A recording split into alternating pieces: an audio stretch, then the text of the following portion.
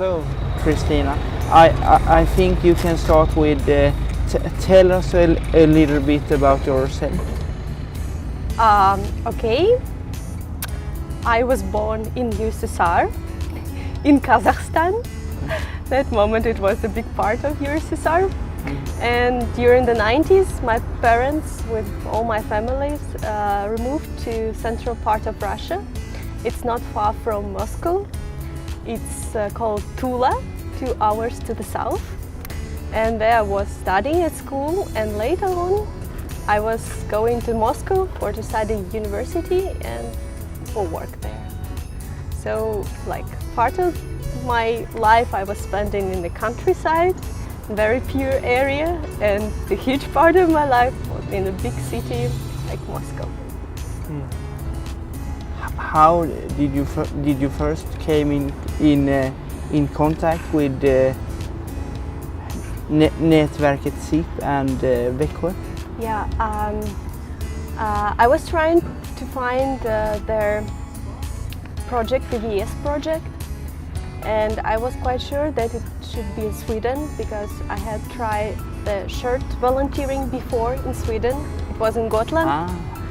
Yeah, and one of my best friends, she is living as well in Sweden, and I was visiting her. And after that, I just tried to find EVS project there and send in my motivation letter and presentation about me as well. And that's how SIP find me, and they write me and asking for the interview. And after the interview, they said that I'm welcome. But I heard that it's not so easy to come here with all the paper stuff. Yeah. Actually, you're absolutely right. I have to wait for my residence permit more than 2 months, around like that, and that's why I came later than the other volunteers. Like, yeah, I have to start like 1 month at least before than now. That's a long time. Yeah, it's a long time. It was a lot of patience. Can you tell us about your interests and if you have any big hobbies? Yeah, sure. I think my biggest hobby and my biggest interest is to do the volunteering. It's true. I'm doing it like since 2009 or 2008, just since my first or second course of the university. And I was doing short-term volunteer projects all over the world, like almost every year, like in Spain, in Portugal, in Italy, in France, like almost whole Europe. And also I was doing a lot of volunteering in Russia, and also I was doing the international work camps in Russia for the volunteers from other countries. And I think volunteering is one of my favorite hobbies. And also as well, I like very much dancing and music. And yes, and I'm playing a bit of guitar.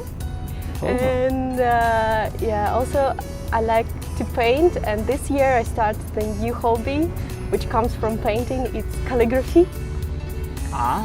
Yeah, so like that. If I will do an interview with you in 5 years from now, what are you think you're doing then? Okay, for sure, that moment, I think I already will finish the university, because I want to enter to Karlskrona University for the program, master program. It's called Environmental Sustainability and Leadership. So after EVS, yeah, I hope that I will study there. And also, I think I will settle down here in Sweden. I have a lot of friends here, and me and my boyfriend, we would like to stay here. We like this country very much. Yeah.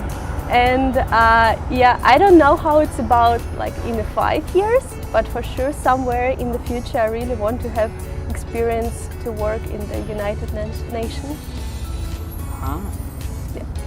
What do you have for expectations for your year here in Nätverket SIP? Yeah, actually I have very interesting experience working now in Funkibator. And I like it very much. In my past I was working a bit with people with disabilities when I was doing Paralympic Games, and that guys impressed me very much. So you actually have done the Paralympic Games? Yeah, Olympics and Paralympics as well. Ah, that you must tell me more about Yeah. Another time. Yeah, sure. Anytime you want. And yeah, I think I really hope that I will get the experience working with the different types of groups and with the Swedish people as well, how they are, what they are, to know more about your character, to know more about Sweden itself. I'm also very inspired to study Swedish, and I already started. I really try, although it's not easy for me with the pronunciation as well. And I really want to help the organization and to help to develop the project Funkibator and to bring something that can help to develop more. Do you think there are many differences between Russia and Sweden? And yes and no.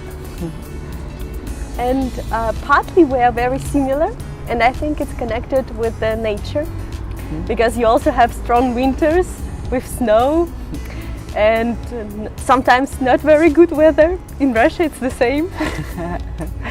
And sometimes, yeah, we have the same sunny days with the nice weather, warm around and so on. Partly we also sometimes can be less emotional and more deep and more emotional inside, like the Swedish people as well.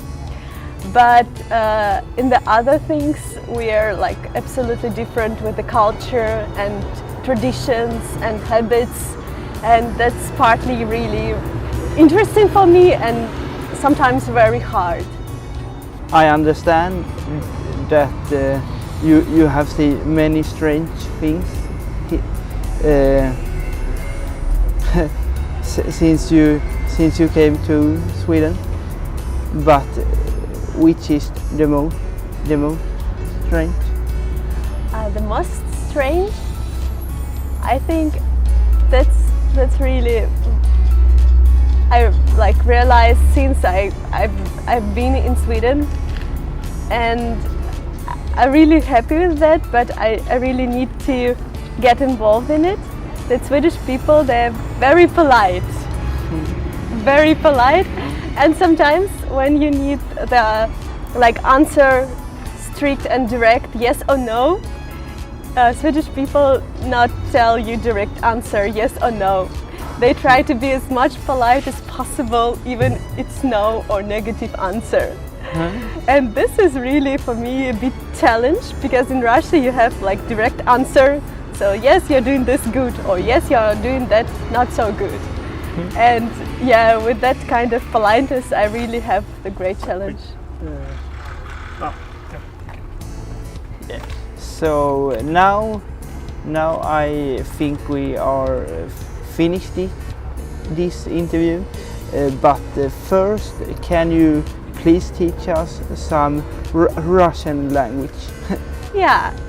I think the easiest word, and it will be useful anywhere, it's thank you.